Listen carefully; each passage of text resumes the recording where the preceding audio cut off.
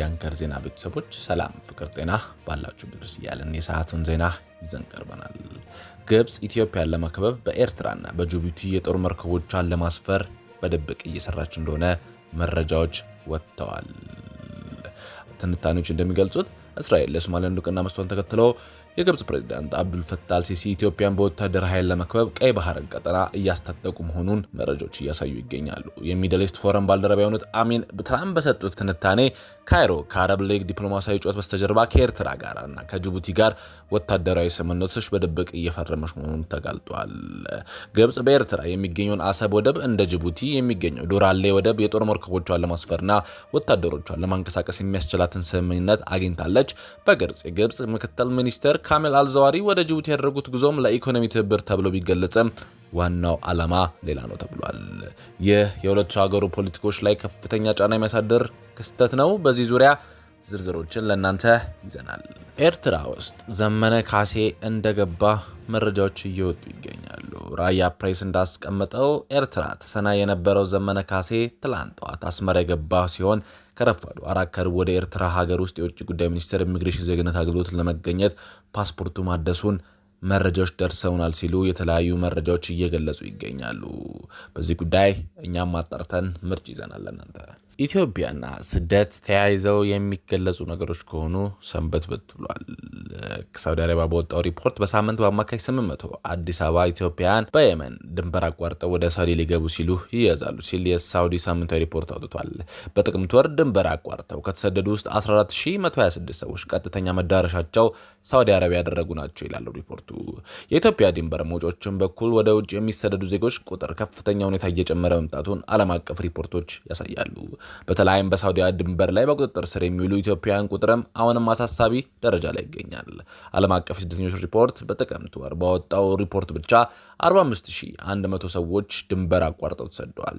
ይህም ካለፈው ወር ጋር ሲነጻጸር 38% ጭማሪ ያሳይቷል። በወር በቀን በአማካይ 1456 ሰዎች ሀገራቸውን ጥለው ይወጣሉ። ከነዚህ ስደተኞች መካከል 59% የሚሆኑት የተሻለ ስራ ፍለጋ የሚሰዱ ሲሆን 40%ዎቹ ቀጥተኛ መዳረሻቸው ሳውዲ ያደረጉ ነው። በዚህ ጉዳይ ለእናንተ ሰፋ ያለ ትንተና ይዘናል። አብራችሁን ቆዩ። የተወደዳችሁ የአንከር ዜና ቤተሰቦች መረጃውን እየሰማችሁ አብራችሁን ስላላችሁ እናመሰግናለን። መረጃውን እየሰማችሁ ባላችሁበት ሁኔታ ላይክ፣ ሼር ማድረጋችሁ እንዳረሱ። ለቻናላችንም እንግዳ ከሆናችሁ ሰብስክራይብ አድርጋችሁ ከአንከር ዜና እንድትወዳጁ ጋብዘናል። አሁን በዝርዝር ወደ ያዝናቸው ዜናዎች እናልፋለን። እስራኤል ለሶማሊላንድ እውቅና መስጠቷን ተከትሎ የግብጽ ፕሬዝዳንት አብዱል ፈታህ አልሲሲ ኢትዮጵያ በወታደር ኃይል ለመከበብ የቀይ ባህርን ቀጠና እያስታጠቁ እንደሆነ መረጃዎች እያሳዩ ይገኛሉ። የሚድል ኢስት ፎረም ባልደረባ የሆኑት አሚን ትራምፕ ባወጡት ትንታኔ ካይሮ ከአረብ ሊግ ዲፕሎማሲያዊ ጩኸት በስተጀርባ ከኤርትራና ከጅቡቲ ጋር ወታደራዊ ስምምነቶች በድብቅ እየፈረሹ መሆኑ ተጋልጧል።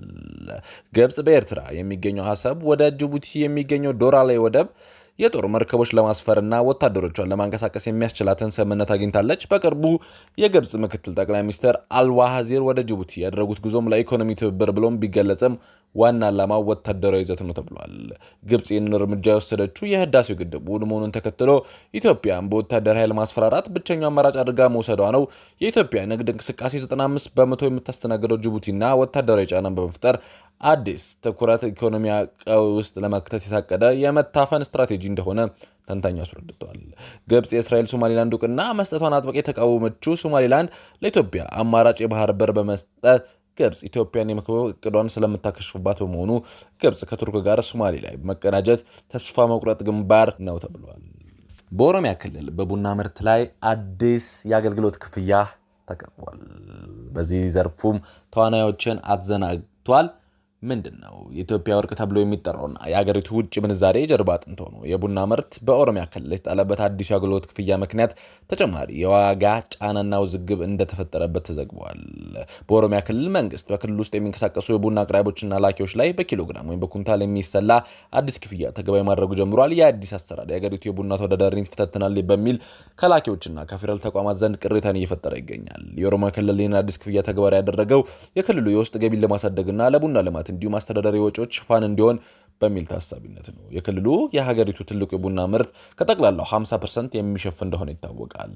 ከምርቱ የሚገኘውም ጥቅም ለክልሉ ልማት በቀጥታ መዋል አለበት የሚል አቋም እያራመደ እንደሚገኝ መረጃዎች ይጠቁማሉ። በአዲሱ ክፍያ በተለይ ከዞን ወደ ዞን የሚዘዋወረው ቡናና ማዕከላዊ ገበያ ውስጥ ያለው ወደ ውጭ ለመላክ የሚዘጋጀው ምርት ላይ የተጣለ ሲሆን የግብይት ሰንሰለቱ ላይ ተጨማሪ ወጪን እንዲፈጥር ተሰግቷል። የቡና ላኪዎች በበኩላቸው በፌዴራል ደረጃ የሚጣሉ ግብሮች፣ የሮyalty ክፍዮችና የማዘጋጃ ቤት ክፍዮች እያሉ ክልሉ አዲስ ክፍያ መጨመሩ የኢትዮጵያ ቡና በዓለም ገበያ ውድና ተወዳዳሪ ያልሆነ ያደርገዋል ተብሏል። ላኪዎች ይህን ተጨማሪ ወጪ ለመሸፈን ሲሉ ለገበሬ የሚከፍሉት ዋጋ ሊቀንሱ ይችላሉ። አለበለዚያ ደግሞ ለዓለም ገበያ የሚሸጡበትን ዋጋ መጨመር ይኖርባቸዋል። የዓለም የቡና ዋጋ በኒውዮርክና በለንደን ገበያዎች የሚወሰን በመሆኑ ላኪዎች ዋጋ የመጨመር ዕድላቸው ጠባብ ነው። በመሆኑም ጫናውን ተንከባለው ወደ አርሶ አደሩ በመውረድ የምርት ተነሳሽነት ሊጎዳ ይችላል ሲል ኢኮኖሚ ባለሙያዎች ዘንድ ቅሬታ ፈጥሯል። በተጨማሪም በህጋዊ መስመር ላይ የሚጣሉ ክፍያዎች ሲባዙ ነጋዴዎች ምርቱን በህገወጥ መንገድ በኮንትሮባት ለማውጣት ሲገፋፉ ይችላሉ ተብሏል። ይህ ክስተት ከኢትዮጵያ ቡናና ሻይ ባለስልጣን ግብይት ሰንሰለት ከማቀላጠፍና ወጪ ለመቀነስ ቨርቹዋል ኢንቴግሬሽን የተሰኘ አሰራር ዘርግቶ እየሰራ ባለበት ወቅት እየተከሰተ በመሆኑ በፌዴራልና በክልል ንግድ ፖሊሲዎች መካከል ያለው ቅንጅት ጉድለትም ያሳያል። በዚህ ዓመት ኢትዮጵያ ከቡና ኤክስፖርት የምታገኘው ገቢ ከፍተኛ ለማሳደግ በያዘችበት ወቅት እንዲህ ያለ ክልላዊ ክፍያዎች በኤክስፖርትና አሉታዊ ተጽዕኖ እያሳደሩ የፌዴራል መንግስቱ ጣልቃ ገብቶ እንዲሰጥ እየጠየቁ ይገኛሉ። በወሎ ሀገረ ግዛት በተራራዎች የተገኘው ብርቅዬ ጥቁር ኦፕል የተባለ አልማዝ ብዙዎችን እያነጋገረ ይገኛል። በሰሜን ኢትዮጵያ ወሎ ማዘዞ የአካባቢ ነዋሪዎች በከፍተኛ ላይ ያገኙት ብርቅዬ የጥቁር ኦፕል ክምችት የዘርፉን ተመራማሪዎች አስደምመዋል። ይህ ስታይሽ በሚል ስያሜ የሚታወቀው የኦፕል ማዕድን የተገኘው ከባህር ጠለል በላይ 9800 ጫማ ወደ 3000 ሜትር ገደማ ከፍታ ባላቸው ገደላማ ተራራዎች ላይ ነው። የከበረ ማዕድን ጥናት ላይ ትኩረታቸውን ያደረጉት ጂኦሎጂስት እንደተናገሩት የኦፕል ክምችት ያለው የሸክላ አፈር ንብርብር ወደ 2 ጫማ የሚጠጋው ፍረት ያለው ሲሆን በተራራው ሰንሰለት ላይም ለብዙ ኪሎ ሜትሮች የሚዘልቅ ነው። ከ2013 ጀምሮ ንቁ እንቅስቃሴ በሚታይበት በዚህ ማዕድን ስፍራ የአካባቢ ነዋሪዎች ከቤተሰባቸው ተደራጅተው በባህላዊ መንገድ ቁፋሮ እያደረጉ ነው። ይህን የመሰለ ሀብት እስካሁን አለመገኘቱም ብዙዎችን ግራ አጋብቷል። በሳምንቱ በአማካይ 800 አዲስ ኢትዮጵያን በየመን ድንበር አቋርጠው ወደ ሳውዲ ሊገቡ ሲሉ ይያዛሉ ሲል የሳውዲ ሪፖርት ገልጿል። በጥቅምት ወር ድንበር አቋርጠው ከተሰደዱ ውስጥ 14126 ሰዎች ቀጥተኛ መዳረሻቸው ሳውዲ እንደነበርና ኢትዮጵያና ስደትን አያይዘው በወጣው መግለጫ የኢትዮጵያ ድንበር መውጫዎች በኩል ወደ ውጪ የሚሰደዱ ዜጎች ቁጥር ከፍተኛ ሁኔታ እየጨመረ መምጣቱን ዓለም አቀፍ ሪፖርቶችም ያሳያሉ። ዓለም አቀፍ ስደተኛ IOM የጥቅምት ወር ሪፖርት እንዳሳየው በወሩ ብቻ 45150 ዜጎች ድንበር አቋርጠው ተሰደዋል። ይህም ካለፈው ወር ጋር ሲነጻጸር 38% ጭማሪ ያሳይቷል። በወሩ በቀን አማካይ 1456 ሰዎች በሀገራቸውም ጥለው ይወጣሉ ተብሏል። ከነዚህ ስደተኞች መካከል 59.8 የሚሆኑት የተሻለ ስራ ፍላጋ የሚሰደዱ ሲሆን 40% የሚሆኑት ቀጥተኛ መዳረሻቸው ሳውዲ አረቢያ ያደረጉ ነው። በድንበር ጠባቂዎች ከሚታሰሩ ስደተኞች መካከል ኢትዮጵያን በአማካይ ከ50 እስከ 66% የሚሆነውን ድርሻ ይዛሉ።